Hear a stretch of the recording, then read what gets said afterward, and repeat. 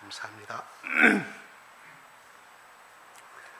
제가 찬송을 부르는 모습들을 봤어요. 그래서 어떤 생각이 들었냐면 갑자기 물론 저분들 중에는 젊은 날에 일찍 예수를 영접하신 분도 있겠지만 저분들 대부분이 좀 빨리 젊은 날에 예수를 믿었다고 하면 오늘날 저분들의 모습이 어떻게 변했을까 그렇게 상상을 해봤어요. 물론 지금도 멋있지만 더 복되고 더 나이스맨이 돼서 아마 더 빛과 소금의 역할로서의 진리를 선포하는, 또 진리를 전파하고 아브라함의 복을 전하여 주는 그런 복된 인생이 되지 않았을까 생각해 봅니다. 후회라는 뜻이 아닙니다. 늦었을 때가 가장 빠른 것입니다. 잘 선택하셨습니다. 예수님께서 진리를 알지니 진리가 너희를 자유케 하리라는 지난주 우리가 말씀을 들었습니다. 오늘 계속하여서 이어져 유대인들하고 그런 유대인들과 우리가 언제 종이 되었느냐 하는 따지고 대드는 그들과 해서 계속해서 논쟁하는 모습 속에서 예수님이 그들에게 진정으로 가르쳐 주고자 하는 것이 무엇인가, 그것을 계속해서 말씀을 드리고 있습니다. 그들에게 따지고 행하는 그들에게 예수님은 한마디 대화도 하지 아니하고 너희들 알아서 하라고, 너희 갈 길대로 가라고 하고 예수님대로 갈 길을 가면 됩니다. 굳이 이렇게 피곤하게 그들에게 핍박을 당하면서 심지어 59절에는 그들이 돌을 치려 하거늘 예수께서 숨어 성전에서 나가시니라 이렇게 말을 합니다. 그들은 예수의 말씀을 받아들이지 아니했고 그 자체가 예수님이 진리임을 알지 못하고, 왜 그랬습니까? 그 속에 죄가 가득하였기 때문에 들을 기도 없었고 그거를 받아들일 수가 없었다는 것입니다. 제가 저번에 거하다는 것은 그 의미의 본뜻은 바로 떠난다는 걸 제가 말씀을 드렸습니다. 내 속에 뭔가가 떠나야만이 새로운 것이 들어올 수가 있을 수 있다는 사실이거든요. 더 깊은 의미로 따지면 거한다는 것은 더불어 산다는 것을 말하는 것입니다. 우리가 예수님의 말씀이 내 안에 함께 살아있다면 그 말씀대로 우리는 살아서 승리할 수가 있기 때문입니다. 자, 오늘에서 계속해서 예수님이 말합니다. 그들에게 왜 이렇게 돌로 쳐 죽임을 당할 위험까지 처하면서도 그들을 향하여서 우리는 예수가 필요가 없고 더 이상 진리가 필요가 없고 우리는 하늘나라의 천국은 이미 표를 사놓은, 이미 따놓은 후손들이다, 아브라함의 후손들이라고 장담하는 그들을 향하여서 예수님이 어찌하든지 그들이 정말 하나님의 사랑을 알지 못하는 그들이 어찌하든 다시금 하나님의 품으로 돌아오라는 그러한 간절한 예침의 소리일 수도 있습니다. 그 사랑이 밑바탕 이상 가려져 있기 때문에, 당겨져 있기 때문에 바로 돌로 치려고 하는 그 생명의 유혹 가운데서도 그들을 향하여서 예수님이 끊임없이 인내하면서 그들과 대화하는 장면이 오늘 본문에 기록이 되어 있습니다. 하나님께서 예수 그리스도가 이 땅에 오셔서 예수 그리스도를 통한 어찌하든지 하나님의 품으로 다시금 걸어들이게 하고 참 길이요 생명이신 그 예수 그리스도를 통한 참 생명의 길, 참 진리의 길을 알려주시고자 하시는 하나님의 사랑과 예수님의 사랑이 듬뿍 담긴 말씀이기도 합니다. 유대인들은 자신들이 아브라함의 자손이라는 근거로 그들의 혈통을 내세웠던 것이었고요. 실제적으로 그들은 그렇게 살았습니다. 그 당시에도, 오늘날도 마찬가지고. 그래서 그들은 바벨론이나 아수리의 포로로 잡혀가면서까지도 거기서 회당을 짓고 어찌하든지 하나님의 말씀을 지키려고 노력했던 사람들입니다. 대표적인 예가 바로 다니엘 같은 그런 사람들 아니겠습니까? 그 다니엘이 대표적인 인물로 성경에 기록되어 있지만 그 밑에 있는 수록되지 않은 다른 유대인들도 그렇게 살려고 노력했다는 사실입니다. 그러나 이 유대인들이 그 신앙은 결코 이어져 내려오지 못했다는 사실입니다. 바벨론과 아수르에 끌려간 이유가 무엇입니까? 바로 하나님을 저버린 것 때문에 그렇게 돼버린 거 아니겠습니까? 그리고 우리가 지난 수요일날 말라기의 말씀을 봤지만 그들이 돌아와서 제일 먼저 지은 것이 하나님의 성전이었고 온 심혈을 기울여서 마음과 뜻과 성품을 다하여서 하나님의 성전을 지었지만 그들에게 돌아오는 것이라곤 아무것도 없었습니다. 여전히 페르시아의 식민지가 되었고 세금은 그들은 별로 열매가 없었지만 세금은 열심히 바쳤어야 했으며 그들은 여전히 허기지고 배고픈 삶을 살아야 했다는 사실입니다. 그렇기 때문에 그들은 그들의 하나님이 이제는 우리가 살아계시지 아니하고 우리를 돌보시지 아니한다고 하나님 불신하는 신앙으로 흘러가 버리고 마는 것을 우리는 수요일날 배웠습니다. 그 후로 바로 400년 전에 예수님 태어난 400년 전 말라기를 통하여서 선지자의 예수 그리스도의 말씀 하나님의 예언을 저는 전하였지만 그 뒤로 하나님께서는 어떤 선지자고 누구를 통해서 이스라엘 향하여서 예언의 말씀을 다시 말해서 너희들은 하나님 보고 다시 돌아오라는 그 말씀을 전하지 아니하였습니다. 그것은 왜 그랬을까요? 그건 저도 모르겠습니다.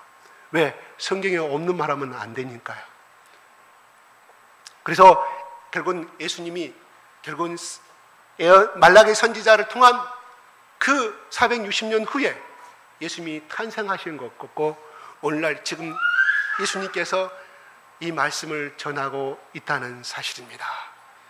이 말씀을 전하는 건 방금 처음에 말했던 것처럼 이스라엘 아브라함이 혈통이라고 자랑하는 그들을 향한 하나님을 떠나버린 하나님이 더 이상 계시지 아니한다고 하는 그들의 신앙과 애시적인 신앙 속에서 있는 거짓 속에 숨어있는 그들의 신앙을 그래서 예수님은 그렇게 말합니다. 44절에 뭐라고 말하죠? 거짓말쟁이의 거짓의 아비라고 말합니다. 너희 아비 마귀에서 났으니 너희 아비의 욕심대로 너희도 행하고자 하느니라고 그들을 향해서 말하여 봅니다. 그들을 뭐라고 말하고 결론 너희들은 마귀의 자식이고 사탄의 자식이라고 말합니다. 진리가 너희 속에 하나님 말씀이 하나도 없다고 말합니다. 너희들은 거짓말쟁이라고 말합니다. 굉장히 충격적인 말입니다. 그들은 이렇게 분노할 수밖에 없었죠. 어찌하여 우리 아브라함의 혈통을 갖고 있는 우리들을 향하여서 그렇게 사탄의 자식이라고 말할 수 있느냐? 사탄의 자식이라고 뭐냐? 이스라엘 제외한 그 근방에 있는 모든 국가들이 사탄의 자식들이 아니냐? 우상을 숭배한 저들이야말로 사탄의 자식들이 아니냐? 그런데 어찌하여 우리들에게 마귀 자식이라고 말하느냐? 그들의 말을 들었을 때 당연히 그들은 돌을 들고 예수님을 향하여서 그들의 율법을 벗어나서 하나님을 방해하는 어떤 세력을 향해서는 다 돌로 쳐 죽이라고 말씀했지만 그 율법을 벗어나서도 그들은 얼마든지 그들의 분노가 그렇게 할 수밖에 없었다는 것을 생각하여 봅니다. 예수님은 바로 그들을 향하여서 너희들은 결코 아브라함의 자손일 수가 없다고 말합니다. 다시 말해서 버림받은 자식이요 진노의 자식이라고 그들을 향해서 말하고 있습니다. 그런데 예수님께서 말합니다. 그러기 전에 나도 너희가 아브라함의 자손인 줄 아노라. 37절에 그렇게 말합니다. 그래 너희가 아브라함의 후손인 줄 아노라. 그래 창세기나 각 성경에 보면 아브라함의 족보들이 다 기록이 되지 않습니까? 부인할 수 없는 사실입니다. 그래 너는 레위 집하고 너는 다윗 집하고 너는 유다 집한 줄 내가 다 아노라. 예수님이 그렇게 말합니다. 근데 너희들은 내 말이 너희 안에 있을 것이 없으므로 나를 죽여야 한다고 말씀하고 있습니다. 그들이 아브라함의 자손인 것은 분명한 사실입니다.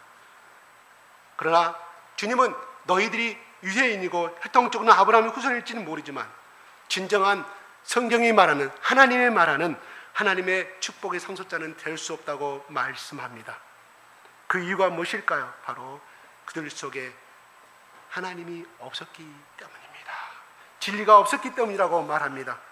그들은 하나님 백성이라고 자부하면서도 하나님께서 보내신 하나님의 아들이신 예수님의 말씀을 받아들이지 않고 있습니다. 심지어 듣지 않는 것에 끝난 것이 아니라 예수님을 죽이려고 하는 대목이 나오고 있습니다. 그들은 아브라함의 자손이면서도 하나님의 율법을 받았다는 그런 자부심이 있었습니다. 늘 그렇게 자랑스럽게 여겼고 모든 정통성은 항상 아브라함의 후손이라는 그 전통 속에 그들은 이어가고 있었다는 것입니다. 그렇지만 그들의 전통성은 신앙과는 전혀 상관이 없는 것들이었습니다. 왜냐하면 그들은 예수님의 말씀을 전혀 받아들이지 않기 때문이었습니다. 결국은 그들은 무엇입니까? 예수님이 말씀하신 것은 44절에 말한 것처럼 너희는 살인자여 거짓말쟁이라고 말했던 것처럼 결국은 그들의 전통성은 결국은 예수님이 십자가에 죽여버리고는 살인자가 되고 만다는 사실입니다.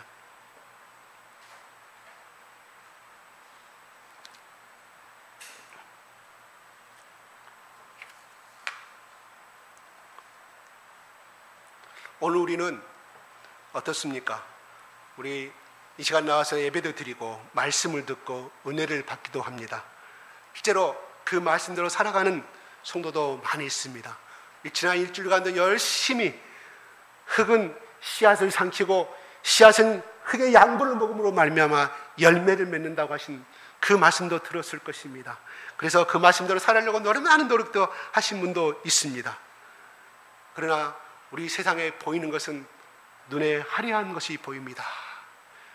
지나가는 것 다 화려한 것이고 또한 TV나 기타의 모든 매체 속에서 우리를 다 유혹하는 것들은 그런 것들인 줄 압니다. 참으로 말씀대로 살아가는 세상은 참으로 요즘 같은 건 되게 힘들어 보이는 것은 사실입니다. 우리는 어떻게 하나님 백성이 되었습니까? 바로 믿음을 통해서입니다. 그런데 우리의 믿음은 어떻게 나타나고 있습니까? 바로 하나님의 말씀을 지켜 순종함으로 나타나고 있지 않습니까? 하나님의 말씀을 순종하지 않는다면 우리의 믿음은 바로 진정한 믿음이라고 보기 어렵다고 예수님은 말씀합니다. 예수님께서는 유대인들이 그들 안에 있는 주님의 말씀이 있을 곳이 없다고 말씀합니다. 하나님의 말씀이 그 안에 없는 사람이 어떻게 하나님의 축복을 상속받을 하나님의 백성이 될 수 있겠느냐는 것입니다. 하나님의 말씀대로 순종하지 않는 사람은 그가 아무리 정통적인 교회에 속해 있다고 할지라도 진정한 아브라함의 자손이요 진정한 하나님의 백성이 될 수 없다는 것입니다. 오늘 우리는 어떻습니까? 하나님의 말씀을 듣고 그 말씀을 믿음으로 받아 순종하고 준행하고 있습니까?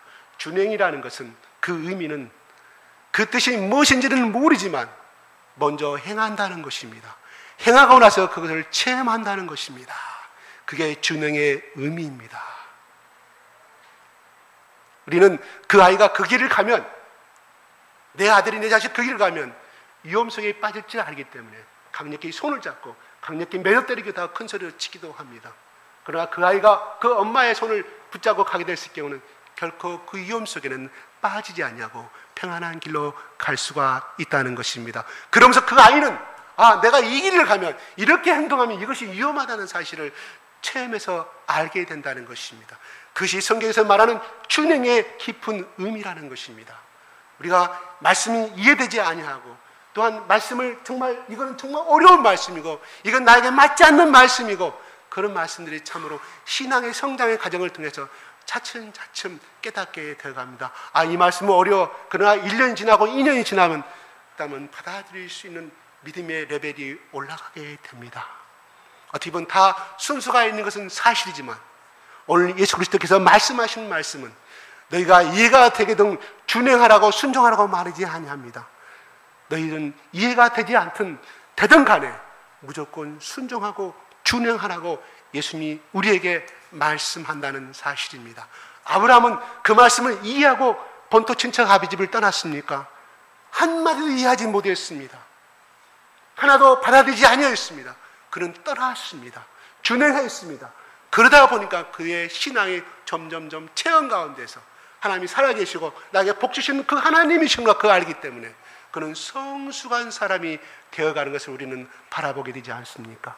자기 아내를 팔아먹으면서까지 자기 생명을 건지려고 했던 정말 더티한, 정말 3차원적인 아주 수준 낮은 남편입니다. 그러나 아브라함이 나중에 어떻게 변화갑니까? 그는 자기 조카 롯이 잡혀갔다는 그 소식을 듣고 318명의 군사를 이끌고, 원래 자기 수족의 군사였는지 아니면 돈을 사서 고용한 군사였는지 모르지만 그는 318명의 군사를 이끌고 롯을 구해옵니다. 아브라함의 믿음은 그만큼 성장했다는 것을 의미해 주고 있습니다. 말씀을 준행하다 보니까 하나님이 그에게 그런 강한 믿음을 주신 거란 사실이에요. 우리도 이러한 믿음의 소유자들이 되기를 원합니다. 지금은 연약하지만 하나님 말씀 내가 이것은 내가 준행하지 못하지만 그래도 준행하기를 원합니다. 내가 깨닫기를 원합니다. 내가 이 말씀 나에게 너무 어렵습니다. 왜? 내 사정은 이렇습니다. 내 가정 사정은 이렇습니다. 내가 지금 현재 찾은 이러한 상황입니다. 이 말씀 내가 1년을 지킬게 당분간 보류해 주십사가 아니라 내가 지금 준행을 지킬 수는 없지만 하나님, 성령의 하나님 나에게 이 말씀을 지킬 수 있는, 이 말씀을 따를 수 있는 나에게 힘을 달라고 간구하는 믿음도 또한 필요하다고 생각합니다. 왜냐하면 3살짜리 이제 걸음발을 막 시작한 저 임재나 저 지하에게 커다란 가방을 매게 할 수는 없지 않습니까? 하나님도 우리의 그런 마음을 하신다는 사실이에요. 그러나 네가 연약하지만 그게 준행하려고 노력하는구나. 하나님 그 믿음을 축복하신다는 사실입니다.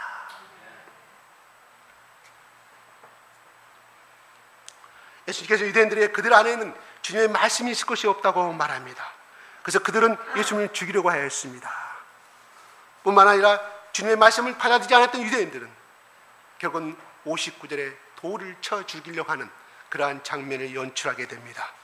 사도행전에 보면 사도행전 2장 30절 41절에 나오죠. 그 유명한 베드로의 설교가 나오지 않습니까?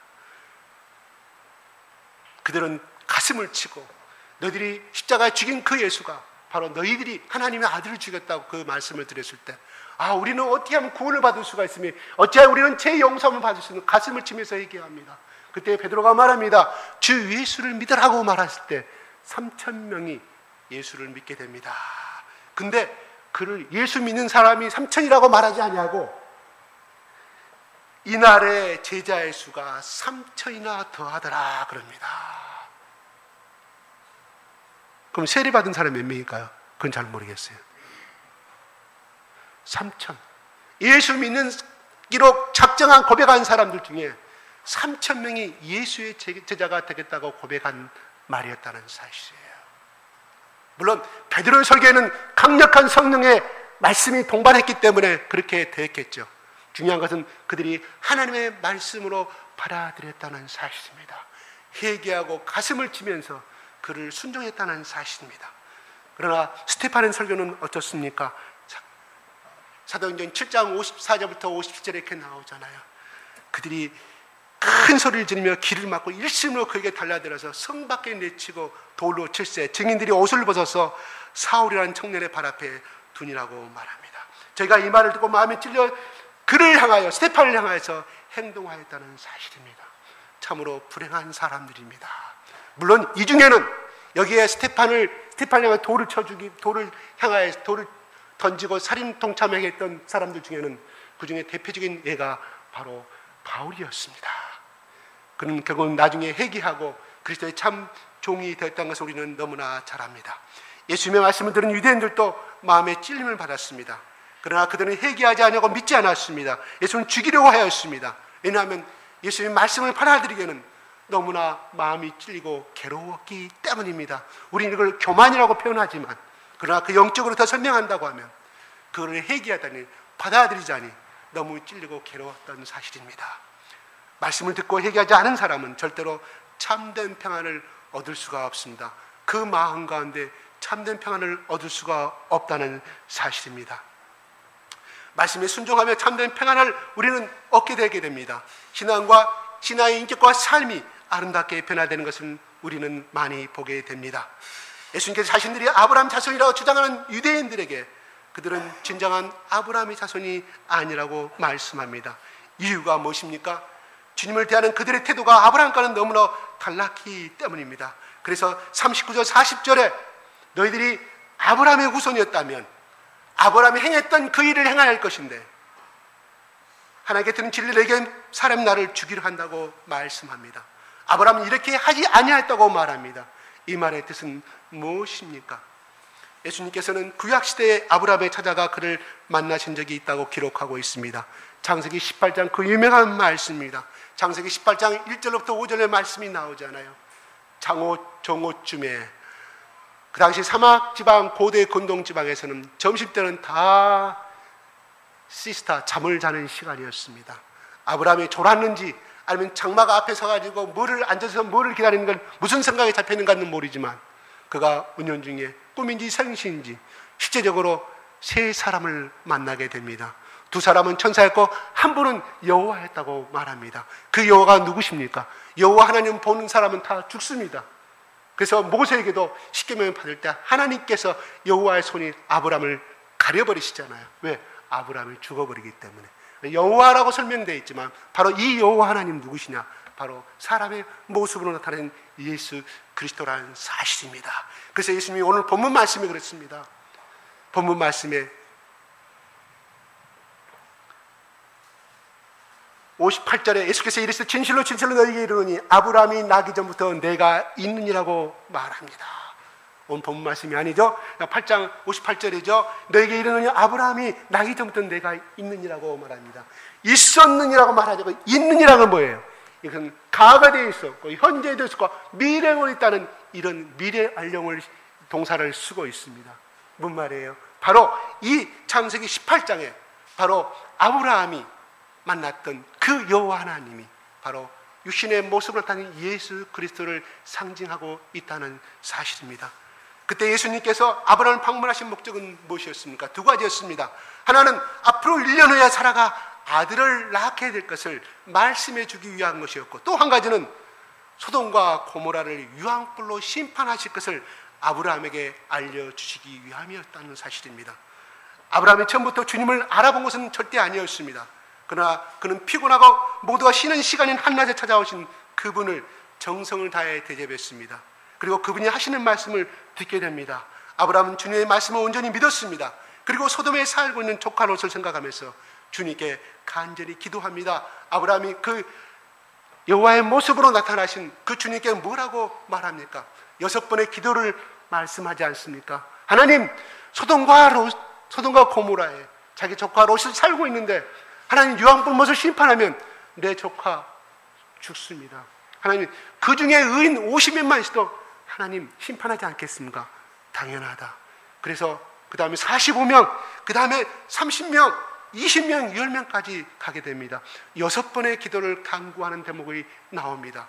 10명이 있다 할지라도 내가 절대로 의인이 그들을 멸시치 않겠다고 말하는, 그래서 아브라함이 하나님으로부터 기도 응답을 받게 된 것을 바라보게 됩니다. 그리고 하나님께서는 아브라함의 기도를 들으시고 그의 조카 롯을 구해주는 장면이 창세기 18장에 자세히 기록이 되어 있다는 것입니다. 아브라함은 주님께서 언제 어떤 모습으로 찾아오셔도 그분을 만날 준비가 되어 있었다는 것이 예수님의 본문의 말씀입니다. 주님께서 어떤 말씀을 하시든지 믿을 준비가 되어 있다는 것이 아브라함의 믿음이요 신앙이었다는 것입니다. 이것이 예수님께서 구약시대 아브라함을 만났을 때 아브라함의 모습이었습니다. 그런데 오늘날 아브라함 자손을 자처하는 유대인들은 아브라함과는 너무나 다르다는 것을 말씀해주고 있습니다. 하나님의 아들께서 오셨는데 그 아브라함을 만났던 그 주님이 오셨는데 그분의 말씀을 들으려 하지 않는다고 말합니다. 죽이려고 한다고 말합니다. 그들은 아브라함과는 너무나도 달랐습니다. 그러면서 너희는 진정한 아브라함의 자손이 아니라고 말씀하고 있는 것입니다. 아브라함 자손이라는 것이 왜 그렇게 중요합니까? 그것은 바로 하나님 백성이라는 뜻이며 하나님께서 아브라함에게 약속하신 모든 축복에 대한 상속자라는 뜻이 담겨져 있기 때문입니다. 그러나 예수님께서 유대인들은 진정한 아브라함의 자손이 아니라고 말합니다. 하나님의 상속을 받을 수 있는 자격이 없다고 말합니다. 그들이 혈통으로는 아브라함 자손일지는 모르지만 영적으로는 그렇지 못했기 때문입니다. 그러면 누가 진정 아브라함의 자손일까요? 아브라함의 자손이 되는 것은 혈통으로 되지 아니하고 오직 하나님께서 주시는 믿음으로 된다고 말합니다. 요한복음 1장 12절 13절에 그렇게 말하고 있습니다. 하나님 자녀가 되는 권세를 주셨으니 그 이름을 믿는 자들에게는 하나님 자녀가 되는 권세를 주셨으니 혈통으로나 육정으로 나지 아니하고 사람 뜻도 아니고 오직 하나님께로서 난 자들만이 하나님의 자녀가 되는 권세를 준다고 말합니다. 이 말은 결국은 아브라함이 가지고 있는 그 복의 후손으로서 우리가 예수 그리스도 통해서 그 복을 상속자의 권리를 갖고 있다는 뜻입니다. 아브라함 같은 믿음을 가진 사람이 진정한 아브라함의 자손이라고 말하고 있습니다. 아브라함은 어떤 믿음을 가졌을까요? 아무것도 보이지 않고 잡히지 않은 가운데서도 오직 하나님의 약속을 굳게 믿었고 이런 신앙을 가진 사람이 바로 아브라함의 자손이요 하나님의 백성이라는 것입니다. 우리 가끔 매스컴에서 대재벌들의 아들들이 재산의 상속문제 때문에 서로 고소하고 우리나라에 제일 잘 나가는 로펌을 사가서 변호사를 사서 비싼 변호사를 사서 수십억을 들여서 수백억을 들여 재판을 상속을 합니다. 우리는 그런 좋지 않은 것을 형이나 동생이 싸우는 모습들을 많이 바라보게 됩니다. 과연 그분들은 자기 아버지가 그 회사를 남겨주기 위해서, 그 회사를 창업하기 위해서, 그 회사를 발전시키기 위해서 이루었던 그 정신과 또한 아버지가 평소에 살아계실 때 그 마음과 정신을 이어받았다고 생각할 수 있을까요? 돌아가신 아버지가 생각한다면 굉장히 불효를 하고 있는 것이죠. 우리는 또한 돌아가신 조상의 무덤을 화려하게 길을 가다 보면 비석과 묘비를 엄청나게 비싼 장시로 하고 있는 것을 바라보게 됩니다. 그래서 또 명절이면 그 앞에 모든 후손들이 모여서 온갖 고급스러운 음식을 차려놓고 제사 음식을 차려놓고 큰절을 하게 됩니다. 그러나 진정 아버지의 또한 조상이 남긴 뜻과 정신을 이어받지 않는다고 하면 그 사람들은 불효자이라는 사실입니다. 뭐라고요? 불효자이겠죠. 자식이란 아버지의 뜻과 정신이 이어지는 자가 바로 효자인 줄로 합니다. 자식이 부모 뜻과 정신을 무시하는 것은 사실은 아버지의 뜻과 정신을 전면 부정하는 것이요 불효라고 생각이 들어갑니다. 효도란 올바른 부모의 뜻과 정신을 계승하는 자가 바로 효도인 자로 생각합니다. 그 삶을 통해서 이미 세상을 떠난 아버지를 자식 속에 아버지의 뜻이 자식 속에 살아남고 자식은 아버지와 더불어 살아가게 될 때 바로 그 아버지의 뜻과 정신이 그 자식을 통해서 이어져 감으로 말미암아 바로 효도의 정신을 이어져 가고 있다고 생각합니다. 제사를 잘 드려야, 매년 잊지 않고 드려야 하는 것이 우리는 효도라고 착각하고 살아갑니다. 또 그렇게 함으로 인해서 복을 받는다고 생각합니다. 유대인들은 아브라함이 자신한 사실에 대해서 늘 자부심 갖고 살았습니다. 그러나 주님께서 진리가 너희를 자유케 하리라고 말씀하시자 그들은 즉각 우리는 노예가 된 적이 없고 종이 된 적이 제 종이 된 적이 없다고 따지는 장면이 나오게 됩니다. 크리스찬이 된다는 것은 그리스도의 정신을 이어받는 것이라고 생각합니다. 예수님의 정신을 이어받고 그 말씀 안에서 예수의 정신 안에서 따라가는 것이 바로 진정한 크리스찬이라고 생각이 들어갑니다. 예수의 정신을 계승하는 자만이 예수의 말씀에 거할 수 있고 예수의 정신을 이어받는 자만이 그분의 능력을 힘입어서 모든 탐욕스러운 이 욕망의 세상 속에서 끝까지 예수의 말씀에 거하면서 우리는 자유롭게 진정한 자유를 누리며 살 수 있다고 생각이 들어갑니다. 주님이 잡히시던 날밤에 예수님이 뭐라고 말씀하였습니까? 제 아들을 모아서 성찬식을 거행하였습니다. 성찬식을 거행한 이유가 무엇입니까? 예수님이 대대자손으로 기념하라고 말하였습니다. 왜 예수님은 이렇게 말씀하셨을까요? 바로 내가 십자가에서 찢기 으시고 피 흘려 돌아가신 그 죽음의 정신을, 그 희생의 정신을 본받으라는 것이 의미가 담겨져 있다는 사실입니다. 다시 말해서 하나님 뜻을 위해서 십자가에서 당신의 몸을 찢기시면서까지 순종하신 예수님의 정신과 믿음을 너희들은 대대 후손 가운데 본받으라는 것을 말씀하고 있는 것입니다. 자신을 희생하고 자신을 죽이신 정신, 바로 이 정신만 이어받는다고 하면 우리가 주님의 어떤 말씀인들 우리는 순종하지 않을 수 있겠습니까?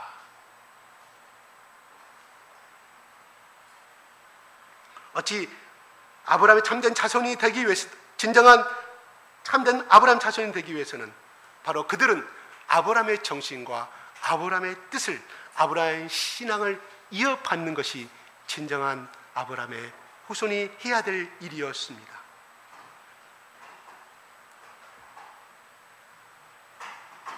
우리가 진정한 신앙이 되기 위해서는 바로 예수님의 정신과 신앙을 본받고 사는 것이 중요합니다. 예수님의 정신과 신앙을 우리는 배워가십시다. 그 정신을 계승한 그 신앙은 바로 우리를 통하여서 우리가 선 자리에서 바로 그 예수 그리스도의 정신과 계승을 이어가는 그 사람 속에는, 예수의 말씀이 거하는 그 사람은 현재 자기가 처해 있는 그 현실과 그 서 있는 자리에서 바로 아브라함처럼 복을 전하여 주는 사람이 될 수 있는 것이고, 복을 구걸하는 사람이 아니라 복을 주는 사람이요 복을 전파하는 셈의 복의 근원이 되기 때문입니다. 우리는 예수 그리스도 앞에서 우리는 하나님을 아버지라고 부르고 예수님을 나의 주님이라고 말합니다. 우리는 진정한 종이고 진정한 아버지의 아들입니까? 내가 진정한 하나님 앞에서 효자입니까? 우리가 진정한 효자라고 하면 바로 예수님의 정신과 예수님이 이 땅에서 마지막까지 자기 온몸을 찢으시고 피를 흘리시고 온 인류를 구속하기 위해서, 사랑하기 위해서 흘리신 그 헌신의 정신이 우리 마음 가운데 살아있다고 하면 우리는 진정한 그 사람이야말로 예수님의 향한 효도요 하나님을 향한 효자임을 믿습니다. 우리 예수님의 이 정신을 본받아서 참 영적인 진정한 아브라함의 정신을 본받아서 우리가 매 순간에 우리를 부인하고 준행하는 삶으로서 바로 아브라함이 받았던 그 복의 후손으로서의 하나님의 상속자로서 그 길을 가셨으면 좋겠습니다. 우리 모두 이 세상에 살면서 이왕이면 당당하게 복 받으면서 구차하게 남에게 고개 숙이지 않냐고 당당하게 살아가는 아브라함의 후손이 되었으면 좋겠습니다. 우리 당당한 사람이 됩시다. 예수 그리스도 안에서 복 받은 사람이 이미 됐습니다. 계속해서 하나님께서 우리에게 복을 부어주실 것입니다. 하나님의 정신과 하나님의 뜻을, 예수 정신과 그 뜻을 살아가다 보면 우리가 구하지 않은 의식주의 문제에 전부 다 우리 가운데 부어주실 것을 믿습니다. 기도하겠습니다.